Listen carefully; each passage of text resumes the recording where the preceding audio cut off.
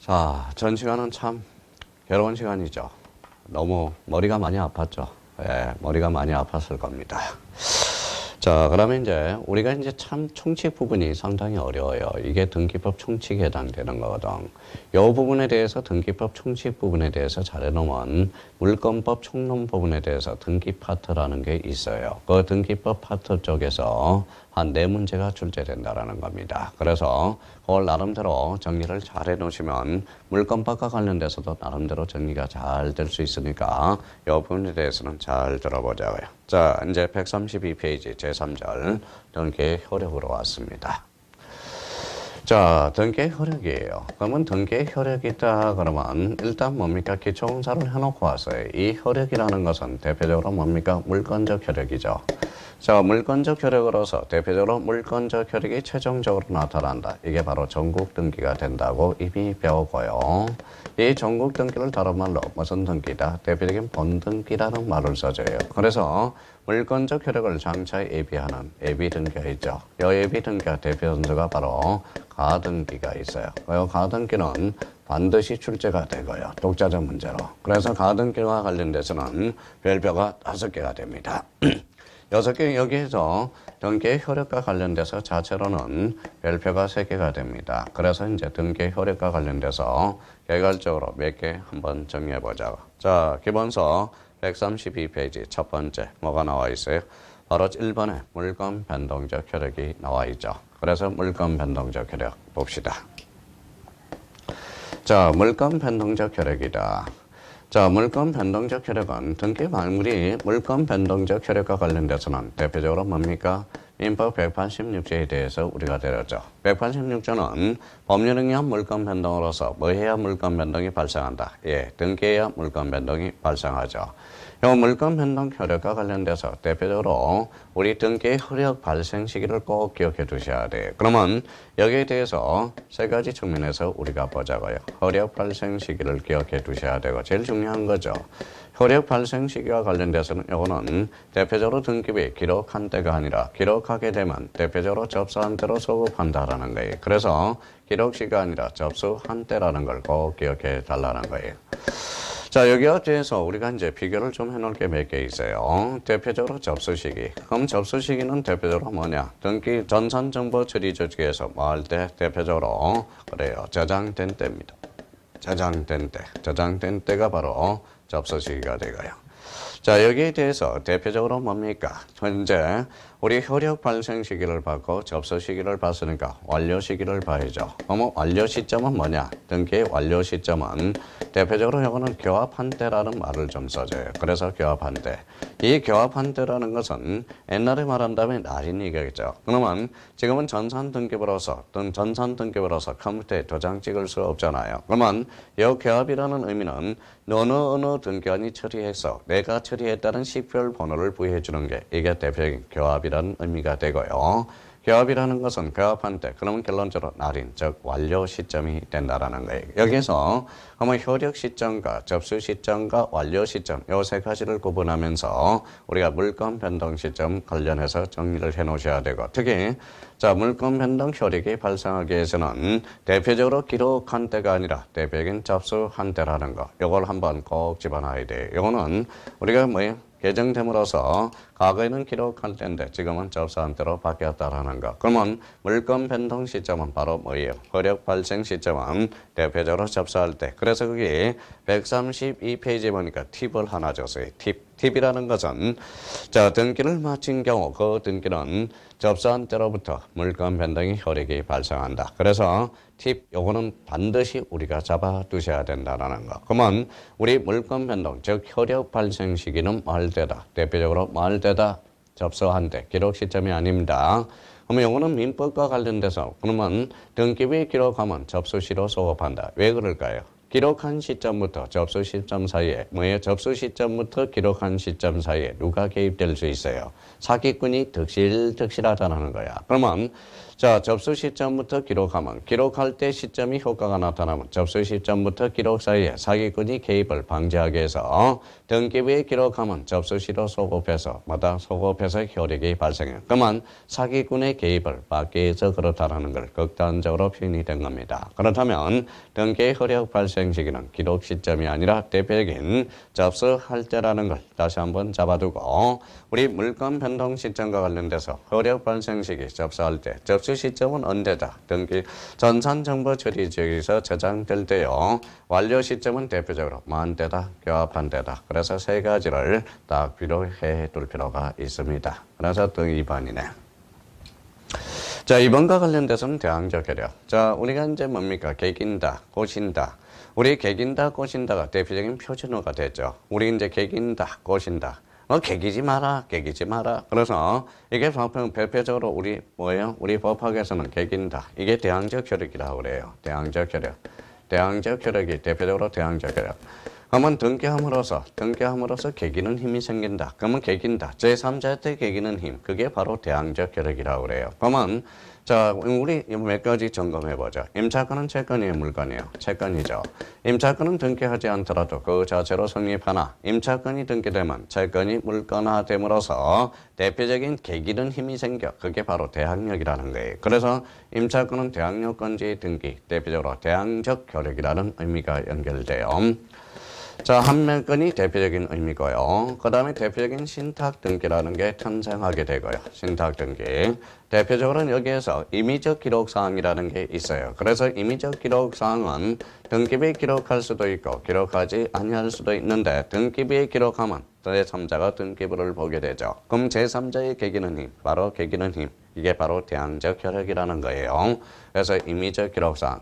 그럼 하나 더 한다면 대표적으로 채권 담보권이라는 게 있어요. 그러면 채권 담보권도 대표적으로 등기함으로써 계기는 힘, 이게 바로 대항적 효력이다. 그러면 우리 등기법에서 대표적으로 대항적 효력 그러면 임차권, 판매권, 신탁 등기, 임의적 기록사항, 대표적으로 채권 담보권 기억해 둘 필요가 있어요. 그래서 자, 그러면 대항적 효력과 관련돼서 대표적으로 거기 있죠. 그래서 자, 부동산 판매 특약, 임차권, 진탁, 약정 등기함으로써 제3자의 대항력이 발생하며 대표적으로 임의적 기록사항 여기 나와 있고요. 대표적으로 임의적 기록사항에 대해서는 요거는 이제 매년 출제가 되는 범위들이고요.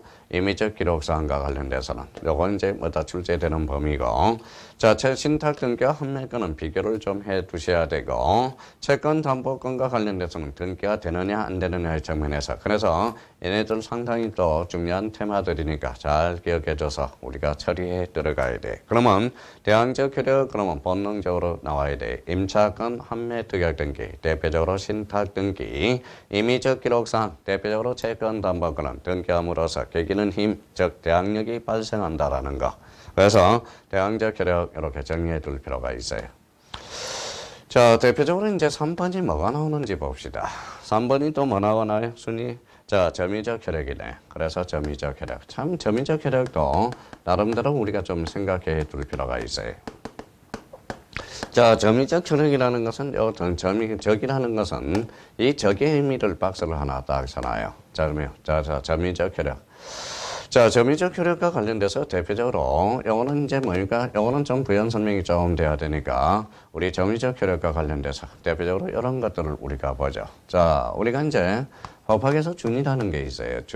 뭐뭐라는 게 있죠. 준이라는 것은 그러면 준고시다. 그럼 준고시라는 것은 고시에 가름하는 거예요. 가름이라는 거네. 가름이다. 그러면 가름. 우리말로 건진다면 뭡니까? 이게 우리 국어 시간에 간다면 마친 같은이라는 의미가 돼요. 같은. 뭐뭐와 같은, 뭐뭐와 마치. 그러면 이게 바로 가름이죠. 우리가 그럼 뭐예요? 국어 시간에 본다면 은유법이 아니라 대표적인 직유법이 되겠죠. 가름이라는 것은. 그러면 이게 바로 의제라는 거야. 의제. 의제라는 것은 간주라는 의미가 돼요.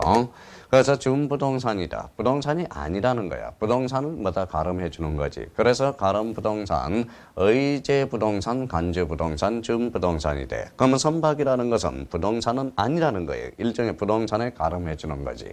그러면 가름, 의제, 간주라는 거예요. 그러면 이걸 한자로 건치면 뭐가 된다? 대표적인 적이 됩니다. 그러면 극단적으로 이야기한다면 노가 되겠죠. 그래서 준이라는 것은 우리가 노라는 거야. 그러면 준점이라는 것은 점유하지 아니한 채 재산권을 사실상 행사하는 게 무슨 점유가 된다. 대표적인 준점유가 된다는 거. 자, 그러면 법률행위는 준법률행위는 법률행위다. 아니죠. 법률행위 아닌 게 법률행위라고 그랬으니까. 그러면 준이라는 것은 한자로 건치면 적이 되죠. 그러면 준법률행위는 대표적인 법률적 행위다. 아름다운 문장이 탄생하셨다는 거예요. 그러면 결론적으로 우리가 법학에서 준이라는 것은 가름, 의제, 간주. 그래서 노라는 의미가 탄생하게 된다라는 거예요. 그래서 노다. 그럼 여기에서 이제 그러면 선생님 점유적 효력은 뭡니까? 라고 그러면 저기 바로 뭐다? 이게 준이라는 의미예요. 그러면 여기에서 우리 등기 민법 245조 1항은 점유취득시효고 자 245 2항은 등기부 취득시효를 지정하죠. 등기부 취득시효 그래서 등기부 취득시효가 탄생됩니다. 그렇다면 이제 쭉쭉 빠져나가 보자고요. 자, 등기부 취득시효는 요거는 등기 10년이야. 등기 10년이죠. 대표적으로 자주. 그다음에 평온 공연하고 자, 선의 무과실이어야 돼. 그래서 선의 무과실. 그러면 우리 등기부 취득시효의 요건을 갖춘 겁니다. 그렇다면 생각을 한번 해보세요. 등기 몇 년이죠? 10년이죠. 그러면 점유 10년. 그럼 생각해봐요. 점유 10년과 등기 10년은 같아 달라요? 다르죠. 용어가 다르잖아요. 등기 10년. 점유 10년 다르죠. 근데 등기 10년을 이제부터요. 등기 10년을 점유 10년에 가름은 해줄 수 있다. 가름이라는 것은 의제라는 거죠. 의제라는 것은 간주야. 간주라는 것은 적이죠. 그래서 적이다. 그러면 결론적으로 적이 되네. 그러면 자 등기부 취득시효는 점유 10년에 가름해주는 효과가 발생한다. 그래서 점유적 효력이 발생한다. 어디에서? 바로 등기부 취득시효에서 발생한다. 이런 논리가 성립이 되네요. 그러면 결론적으로 등기부 취득시효는 등기 10년 자주 평온 공연 선의 무과실이 되죠. 그래서 우리 점유적 효력은 바로 대표적인 등기부 취득시효를 지정하고 그래서 등기 10년을 점유 10년에 가름해주는 효과는 발생한다. 그래서 점유적 효력이 발생한다. 자, 민법 245조 2항 부동산의 소유자로 등기한 자가 10년간의 소유 어사로 평온 공연하게 선의 없이 가실 없이 그 부동산을 점유할 때는 소유권을 취득한다. 이때 등기와 마친 동그라미 동산의 점유 취득시효와 점유와 같은 동그라미. 그러면 마친 같은을 한자로 건져봐요. 그래서 바로 점유적 효력이 발생한다. 그래서 우리 등기부 취득시효는 등기 10년을 점유 10년에 가름해주는 효과는 발생한다. 그래서 가로 3번에 무슨 적 효력이 있다? 점유적 효력이 있다. 이런 논리가 성립이 되죠. 그러면 대표적으로 이거는 민법 245조 몇 항? 바로 2항 등기부 취득시효를 지칭하고 있어요. 그래서 우리가 적이라는 것은 가름, 의제, 간주로서 적로가 된다라는 거. 그래서 점유적 취득시효 한번 이렇게 정리해 둘 필요가 있습니다. 그래서 점유적 효력 연결이 되기 시작하고요. 자, 가로 4번은 이제 순위 확정적 효력과 관련돼서 순위 확정적 효력이네요. 그래서 순위 확정적 효력이 이제 탄생하게 되네요. 자, 순위 확정입니다. 순위 확정. 자, 생각을 한번 해보세요. 자, 그러면 한번 생각해 봅시다. 자, 우리가 가구가 있어요. 가구는 무슨 건이다? 바로 소유권이 되죠. 자, 얼구도 대표적인 무슨 건이 돼요? 얼구는 소유권 이해 권리가 되죠. 가구는 무슨 번호죠? 바로 순위 번호야. 자, 얼구도 대표적으로 순위 번호죠. 순위 번호. 그러면 순위 번호 1번이고, 그 다음에 1-1이 된다. 그러면 1-1에 다시 1-1이 되죠. 그러면 주등기와 부기등기하고 싸우면 주등기와 우선순위가 되죠. 그럼 순위 확정이 되는 거네요. 그럼 부기등기하고 부기등기 상호간의 선의는 먼저 등기된 순서에 따라서 해줘야죠. 그러면 1-1과 1-1의 다시는 누가 이게 우선순위죠. 그러면 주등기하고 부기등기하고 싸우면 누가 이겨? 주등기와 우선순위고 부기등기 상호간의 순위는 결론적으로 뭐죠? 주등기 순위에 따라준다라는 거죠. 여기에서 대표적으로 그러면 가구하고 가구하고 다툼이 있다. 요 번호에 따라서 결정되죠. 그래서 같은 거는 무슨 번호다? 순위 번호가 돼. 그러면 가구하고 얼구하고 다툼이 있으면 이거는 다른 거죠. 다른 거는 접수장에 기재된 순서대로 하게 돼. 그래서 대표적인 순위 확정적 효력과 관련돼서 같은 거 또 와서 질문하면 안 돼요. 같은 거는 같은 동네가 아니에요. 각구 얼굴끼리 싸움. 각구하고 각구끼리 싸움은 순위 번호에 따라서 결정된다는 거야. 그러면 얼굴하고 얼굴은 같은 구로서 순위 번호에 따르고 각구하고 얼굴의 다툼이 벌어졌을 때는 접수장에 기재된 순서대로. 그래서 자 순위 확정적 혈액과 관련돼서 기억을 우리가 보죠. 자, 니은에 대해서 대표적으로 등기 순서는 등기 기록 중 같은 구는 순위 번호, 다른 구는 접수 번호에 따라준다. 그래서 니은에 한번 체크해 두시고 뭐 나머지는 뭐 큰 문제가 없을 거라고 생각이 들고요. 자, 133페이지 맨 위에 박스가 있어요. 자, 박스 두 번째 칸을 한번 봅니다. 자, 대지권의 뜻의 등기. 요 대지권의 뜻의 등기도 우리 12회 때 독자적 문제로 출제가 됐고요. 그러면 구분 건물의 대지권의 등기로서 혈액 있는 등기와 잘라요. 와에서 잘라요. 그러면 앞에는 건물이야. 건물 동그라미. 대지권의 목적인 토지 동그라미. 그러면 앞에는 건물이고 앞에는 건물이죠. 대지권 등기는 건물이야. 대지권 뜻의 등기는 토지야. 그러면 건물하고 토지는 다른 구야. 다른 구는 순위번호, 접수번호. 예, 접수번호에 따른다. 그래서 당연히 접수번호에 의해 준다라는 거예요. 그래서 대표적으로 대지권 뜻의 등기와 관련돼서 그거 한번 기억해 두시면 되고요. 자, 그러면 이제 다섯 번째가 있네요. 다섯 번째가 후등기 저지력이네요. 후등기 저지력. 자, 후등기 저지력은 대표적으로 형식적 확정력이 된다라는 거네. 형식적 확정력. 자, 그러면 형식적 확정력과 후등기 종전력은 동전의 앞뒷면이야. 동전의 앞면이 있으면 뭐가 있어요? 뒷면이 있죠. 그러면 앞뒷면이라고 생각하면 돼요. 자, 그러면 여기 봐봐요. 자, A가 집이 있다. 그러면 A가 집이 있어요. 그러면 설사 뭐다? A가 등자, 권리자가 아니라도 A가 등기되면 뭐가 발생한다? 바로 형식적 확정력이 발생해. 그러면 A집이라고 일단 형식적 확정력이 발생한다라는 거. 그러면 자, 말소 되기 전까지는 A집이라고 형식적 확정력이 발생하고 B라는 사람이 아무리 특별한 은인 없이 A를 젖혀두고 할 수는 없다라는 거예요. 그래서 이게 바로 후등기 저지력이라는 거예요. 그러면 후등기 저지력과 형식적 확정력은 대표적으로 동전의 앞뒷면이 된다. 그러면 이거와 관련돼서 두 개를 꼭 기억해 두세요. 자, 이중전세권이 있어요. 자, 이중전세권은 돼야 안 돼요. 이중전세권은 안 되죠. 전세권 위에 전세권은 설정할 수 없다라는 거예요. 그러면 이중전세권은 바로 왜? 전세권 위에 전세권은 설정할 수 없음으로써 후등기 저지력상 안 되고요. 우리 민법에서는 배타적인 용익 물건이기 때문에 안 된다 이렇게 배울 겁니다. 똑같은 관점인데도 그럼 이중 전세권은 X예요. 그러면 전세권을 제3자한테 넘겨줄 수는 있어요, 없어요? 있죠. 그게 대표적인 전전세권이야. 전전세권은 그러면 이거는 가능하다라는 거래. 자, 이중지상권입니다. 자, 이중지상권은 돼야 안 돼요? 안 되죠. 지상권 위에 지상권은 설정할 수가 없어요. 대표적인 후등기 저지력상 안 되고 이중 배타적인 용익물건이기 때문에 이건 될 수 없어. 그러면 대표적으로 후등기 저지력과 관련돼서 이중전세권 X, 이중지상권 X 이걸 한번 기억해 두라는 거예요. 그래서 133페이지 가로 5번 후등기 저지력 형식적 확정력 이렇게 한번 점검해 둘 필요가 있어요.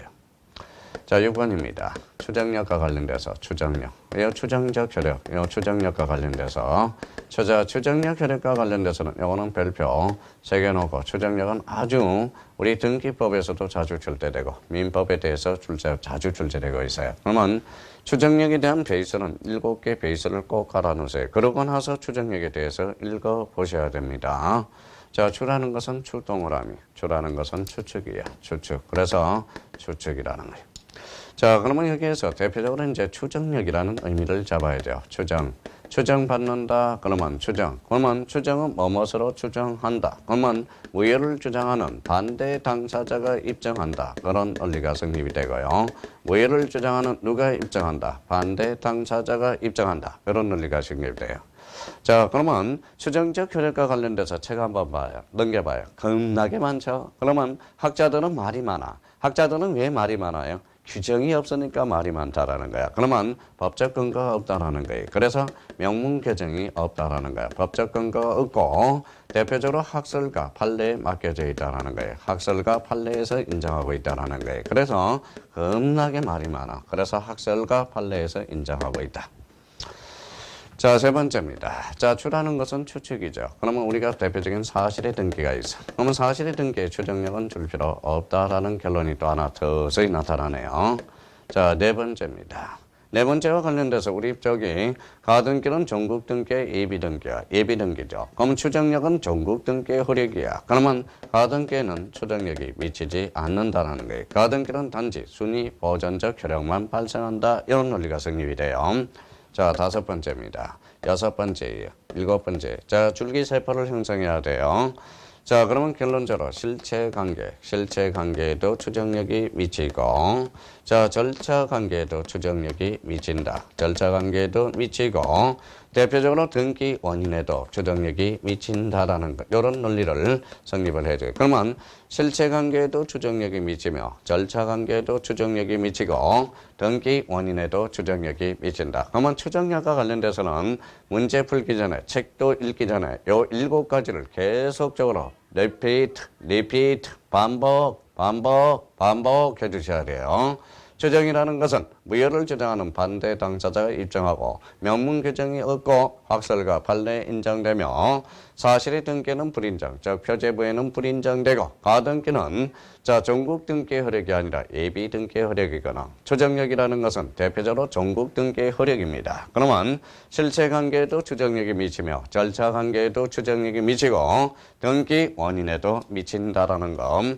자, 추정력과 관련돼서는 그렇게 한번 정리해 둘 필요가 있어요. 그래서 133페이지 바로 추정적 효력과 관련돼서 꼭 요거 의미를 잡아두라는 거예요. 자, 의 한번 봅시다. 133페이지입니다. 어떠한 등기가 있으면 그에 대응하는 실체적 권리관계가 존재한 것으로 추정되는 효력을 등기의 추정력 개념자고요.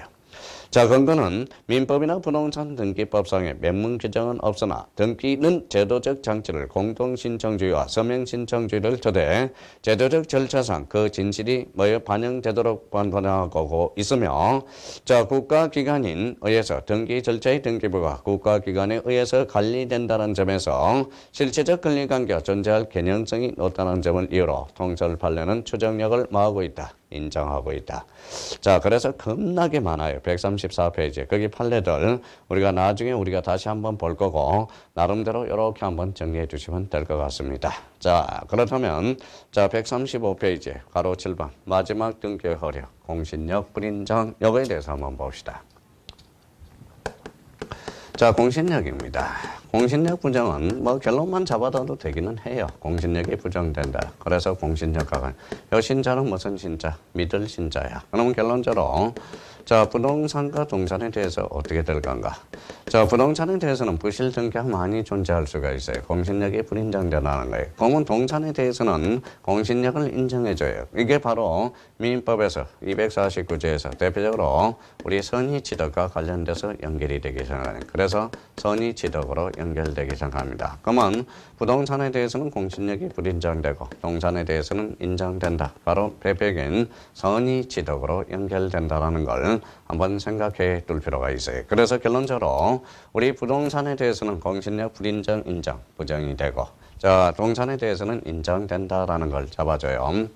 자, 그러면 오른쪽에 이제 해결이 되고요. 그래서 공신력이 부정되고 자, 추정력이 발생하고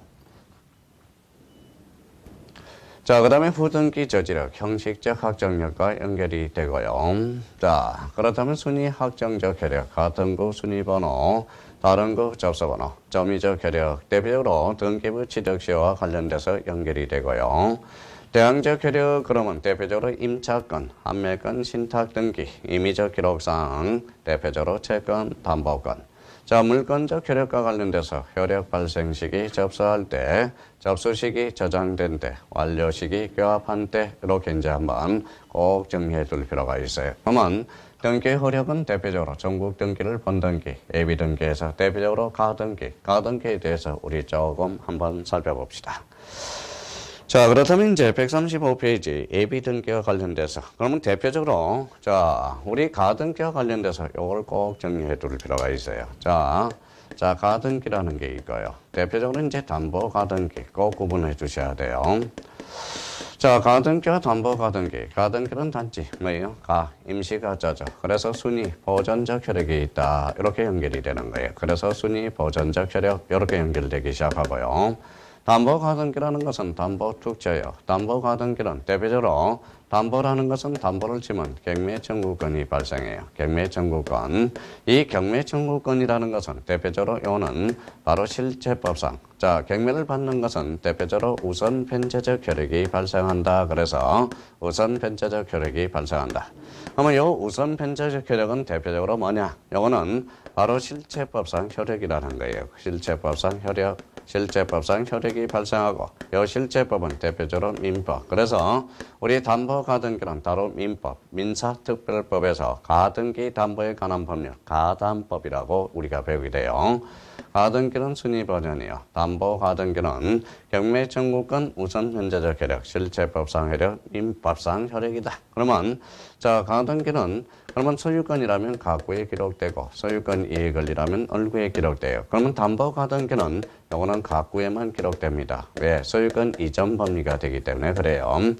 자, 그러면 여기 가구와 가구와 관련돼서는 우리 실체관계를 등기 원인은 불문하니까 실체관계를 따져봐야 된다. 그러면 여기에서 대표적으로 우리 얼구라는 게 있죠. 요 얼구는 결정적으로 어디입니까? 얼구는 대표적으로 얼구라는 것은 대표적으로 일반 가등기가 되겠죠. 그럼 또 하나 우리가 정리해 둘 거는 가등기와 담보가등기의 구별은 일반 가등기는 요거는 명의신탁의 대상이 될 수 있다. 요거 하나 잡아둬야 되고 자, 명의신탁의 대상이며 담보가등기는 대표적으로 요거는 명의신탁에서 적용제된다라는 거 명의신탁 X라는 거 그러면 우리 135페이지와 관련돼서 가등기 효력과 그 다음에 맨 밑에 단가로 3번 담보가등기 특수한 효력 요거 좀 조심해서 다뤄놔야 됩니다.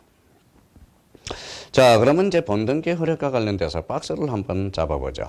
자, 135페이지 박스가 하나 있어요. 가등기에서 본등기를 하면 본등기 순위는 가등기 순위에 얻도록 하는 순위 보전의 효력이 있을 뿐이고 가등기만으로 아무런 실체법상 효력을 갖지 아니하고 본등기 명의, 본등기를 명하는 판결이 확정된 경우라도 본등기를 격려하기까지는 마찬가지므로서 중복된 소유권 보전 등기가 무효이더라도 가등기 권리자는 그 말소를 청구할 권리가 없다. 이거는 민법과 관련돼서도 특히 자주 출제되고 있으니까 이 판례 한번 생각해 둘 필요가 있습니다.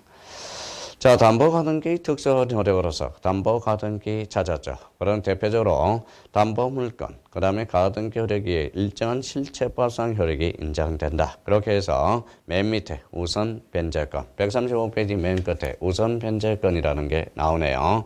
그래서 우리 136페이지 대표적인 실체법상 효력이 인정된다. 그렇게 나오는 겁니다. 자, 그러면 이제 우리가 이제 3번에 대해서 등기 유효요건에 대해서 우리가 살펴보도록 하겠습니다. 자, 등기 효력은 우리가 아주 중요한 겁니다. 등기 효력과 관련돼서. 자, 등기 유효요건과 관련돼서 우리가 또 나름대로 우리가 한번 정리하고 자, 봅시다.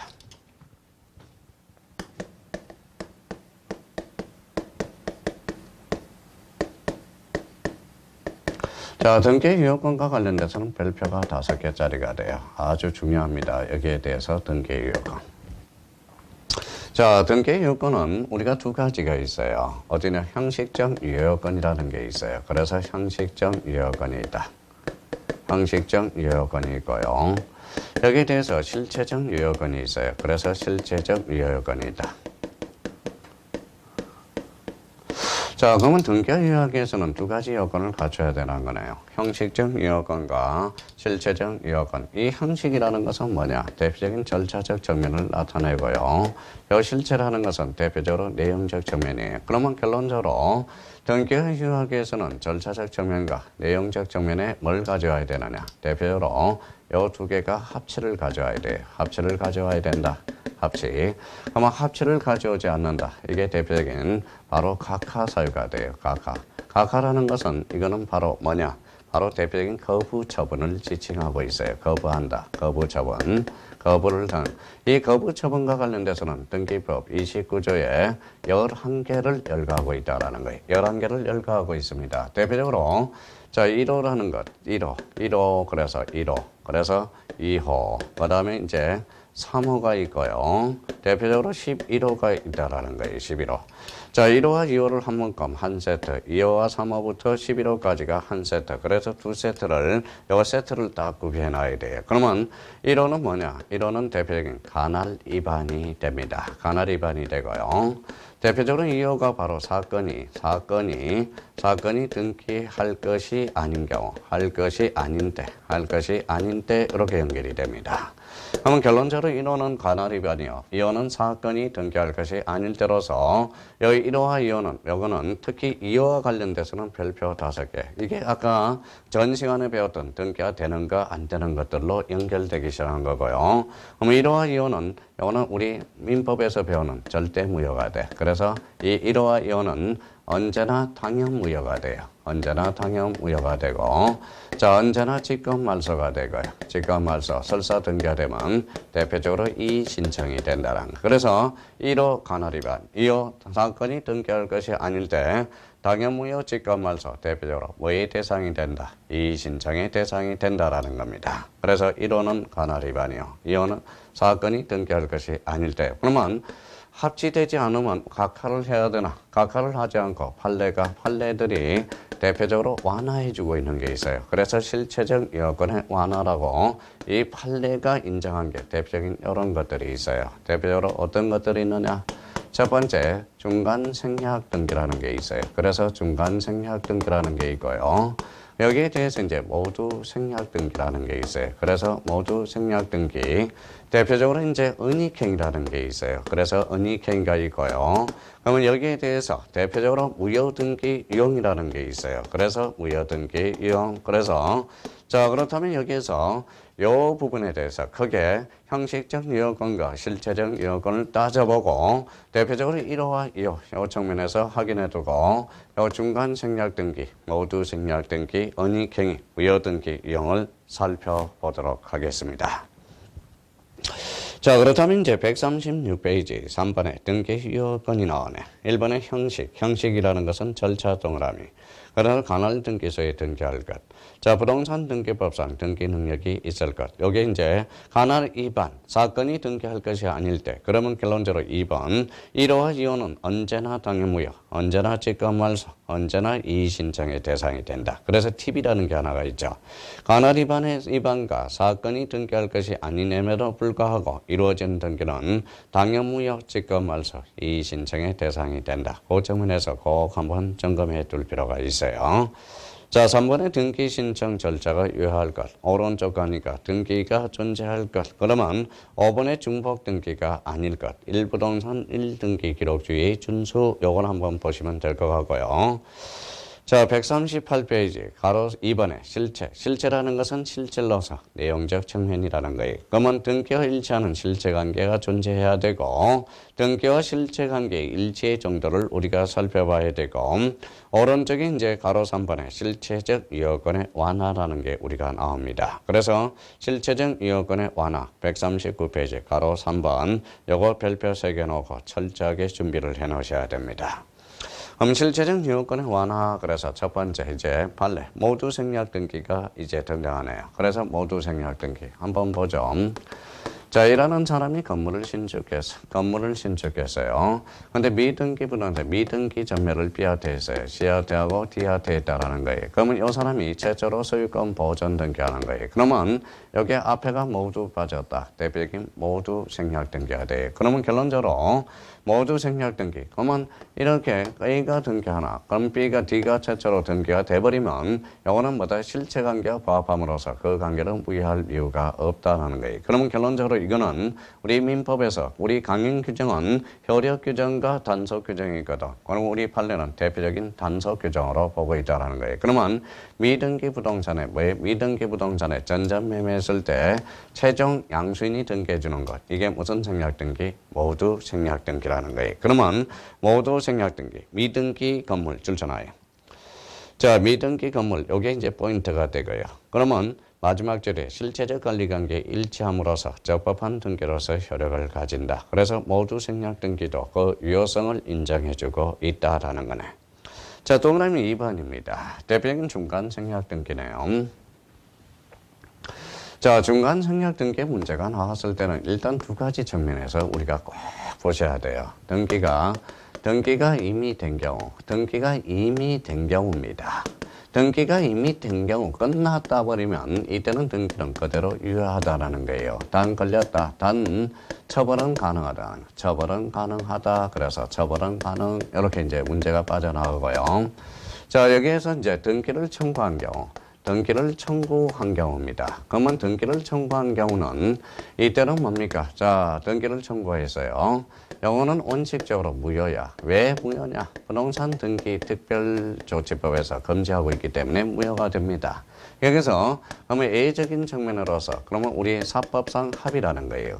이 사법상 합의, 이 합의라는 것은 당사자들에게 사법상 합의는 무효할 이유는 없다. 실체관계가 부합한다는 소리네. 그러면 사법합상 합의는 우리 판례는 완화해주고 있다는 거죠. 그러면 A가 B한테 팔고 B한테 팔고 C한테 팔아서요. 합의가 있다. 그러면 이때는 D가 A 보고 직접 청구할 수 있어요. 등기 처리 문제가 달라져. 직접 청구. 자, A가 건물이 있고요. B가 이렇게 있고 C가. 요거는 합의가 단절됐어요. 그러면 요 D는 A한테 직접 청구할 수가 없어. 요 B 걸 대의 행사해야지. 그래서 요는 대의 청구가 됩니다. 요거는 직접 청구가 되고. 그래서 사법상 합의는 무효할 이유는 없다. 그 합의는 유효하다라는 거죠. 근데 여기에서 이제 조심할 거는 단 토지거래가구예요. 그러면 토지거래허가구역에서 그러면 토지거래허가구역에서 이때는 자 중간 생략 등기를 인정하면 투기를 오히려 조장할 수 있어요. 이때는 따로 뭐 합의가 있든 없든 효력 규정으로서 이때는 무효가 된다라는 거. 요 측면에서 보시면 돼요. 근데 중간 생략 등기 비극은 여기서부터 시작됩니다. 일단 투기를 안 하나야 돼. 등기가 이미 된 경우와 등기를 청구한 경우를 두 가지 측면에서 나눠봐서 우리가 생각해 둘 필요가 있어요. 그래서 중간 생략 등기 139페이지 있죠. 그 측면에서 우리가 보시면 될 것 같고. 자, 그러면 거기 팁이라는 게 있죠. 그래서 139페이지 팁. 토지거래가구에서 중간 생략 등기 허용되지 않는다. 그 측면에서 한번 잡아두시면 될 것 같고요. 자, 그러면 이제 140페이지입니다. 140페이지 3번에 보니까 실제와 다른 등기는 등기. 요거에 대해서는 우리 3번에 대해서 대표적으로 요게 뭐예요? 언익행위가 되죠. 요거에 대해서는 설명을 하겠습니다. 자, A라는 사람이 있어요. A라는 사람과 B라는 사람이 있어요. A가 아버지고요. 아버지고 B가 아들이야. 근데 아버지가 아들한테 살아생전 주고 싶어요. 대표적으로 정여를 줘야 되겠죠. 정여가 바로 뭐다? 이거는 등기 원인이야. 등기 원인. 근데 아버지가 정여세가 많이 나간다 해서 아들하고 아버지하고 짜고 매매를 합니다. 그럼 이게 등기 원인이죠. 그럼 실제는 등기 원인이 뭐 해야 돼? 정해야죠. 알고 봤더니 매매 뒤에 정여를 감춰놔서 대표적인 언익행위가 되는 거예요. 그러면 요 어차피 요 집은 누가 돼가요? 아들. 요 관계가 무슨 관계냐? 대표적으로 실체 관계라는 거예요. 그러면 실제와 다른 등기는 한 등기, 정여에 의한 소유권 이전 등기를 매매한 이전 등기한 경우 현재의 권리 상태와 일치함으로 유한 등기이다. 그래서 대표적인 언익행위. 그래서 언익 우리가 기억해 둘 필요가 있어요. 자, 4번입니다. 자, 무효등기 유형에 대해서 설명해 보죠. 무효등기 유형. 무효등기 유형은 140페이지 동그라미 4번이 되어 있어요. 그 옆에다가 이렇게 써놨어요. 대표적으로 사실의 등기라는 게 있어요. 사실의 등기가 있고 대표적으로 권리의 등기가 있다라는 거야. 그러면 사실의 등기에 대해서 권리의 등기에서 권리의 등기에 대해서 우리가 보도록 하죠. 자, A가 집이 있습니다. A가 집이 있는데 전부 불탔어. 그래서 파란 집이죠. 그럼 멸실 등기를 해야 돼. 그 자리에다 똑같은 노란 집을 줬어요. 그럼 파란 집과 노란 집은 가태에 다르죠. 그럼 파란 집 표제부를 노란 집 표제부로 이용할 수는 없다라는 거예요. 즉 표제부 등기가 무슨 등기? 사실의 등기로서 이거는 이용할 수 없다라는 거야. 자, 권리의 등기는 이용할 수 있어요. 단 누가 없어야 되느냐? 대표적으로 제3자 이해관계인이 없을 때 이용할 수 있다라는 거. 그래서 이 결론만 잡아놔도 우리 큰 문제가 없어요. 대표적으로 무효등기형은 결론적으로 사실의 등기 불인정, 권리의 등기는 인정이다. 누가 없어야 된다? 제3자가 없을 때만 이용할 수 있다. 그래서 오른쪽 141페이지 바로 대표적으로 자 범위에서 박스 하나가 있어요. 그래서 갖고 올구의 인정, 표제부 불인정. 그래서 표제부로 쏙 튀어 들어갑니다. 자, 표제부 등기는 부동산 표제에 관한 등기에 대해서는 인정되지 않는다. 자, 그러면 대표적으로 신축된 건물과 멸실된 건물이 그 자료 위치, 구조와 구조 기타 면에 있어서 상호 같다하더라도 걸어서 신축된 건물이 멸실된 건물과 동일한 건물이라고 할 수 없으므로 이미 멸실된 건물, 무효인 등기부를 멸수 후에 신축한 건물로 소유권 보전 등기를 이용할 수 없다라는 거. 그래서 그 표제부와 관련돼서 꼭 기억해 둘 필요가 있습니다. 그러면 오늘은 이제 등기 유효권과 관련돼서 등기 효력과 관련돼서 봤고요. 대표적으로 형식적 유효권과 대표적으로 실제적 유효권의 의미, 1호는 간헐 위반, 2호는 사건이 등기할 것이 아닐 때, 그래서 1호와 2호는 언제나 당연 무효, 언제나 직권 말소, 언제나 이 신청의 대상이 된다라는 걸 확인하시고 우리가 판례가 완화해주고 있는 게 있다. 대표적으로 중간 생략 등기, 모두 생략 등기, 언의 경위, 무효 등기 이용 여기에 대해서는 우리가 반드시 우리가 정리해 주셔야 돼요. 여기는 판례는 별표가 3개가 된다라는 거 잘 확인해 주셔야 됩니다. 여기까지가 대표적으로 등기법 총칙에 해당된 부분입니다. 그러면 우리 등기법 처음부터 여기까지를 자꾸 마르고 닳도록 우리 동해물과 동해물이 있었죠. 애국가 마르고 닳도록 우리가 자꾸 해줘야 된다는 거. 그래서 여기까지가 바로 등기법 처음부터 끝까지가 설명이 되고 다음 시간에 여기 이제 계속적으로 나올 용어들은 다 나왔다라는 거예요. 자, 우리 오늘 무척 힘들었을 겁니다. 오늘 동영상 강의 처음 들은 사람들은 작년에 들었던 사람은 그래도 조금 이해가 되긴 하겠지만 그래도 오늘 처음 이 파트를 접한 사람들은 야, 등기법 쉽지 않구나. 세상은 공짜가 없구나. 그렇지만 우리가 계속 들어감으로써 한 번 들을 때, 두 번 들을 때, 세 번 들면 가만히 우리가 알게. 우리 애로워도 슬퍼도 울지 말자고. 우리는 캔디가 아니라 콩나물이니까. 우리 콩나물 무럭무럭 물 줘도 물은 빠져서 키는 크고 있다는 거. 그거는 생각해 두시라는 거. 아까 춘화현상도 이야기했고요. 춘화현상은 고통이 따라야 된다는 거. 그래야 화려한 봄꽃을 피울 수 있다는 거. 그래서 오늘 강의 들으라고 참 고생 많았어요. 그러면 우리 다음 시간에 우리가 뵙도록 하겠습니다. 화이팅! 하여튼 우리 화이팅 하시고 힘내시고 우리 오늘까지 배운 거 계속 반복해 달라는 거 사랑합니다. 안녕히 계십시오.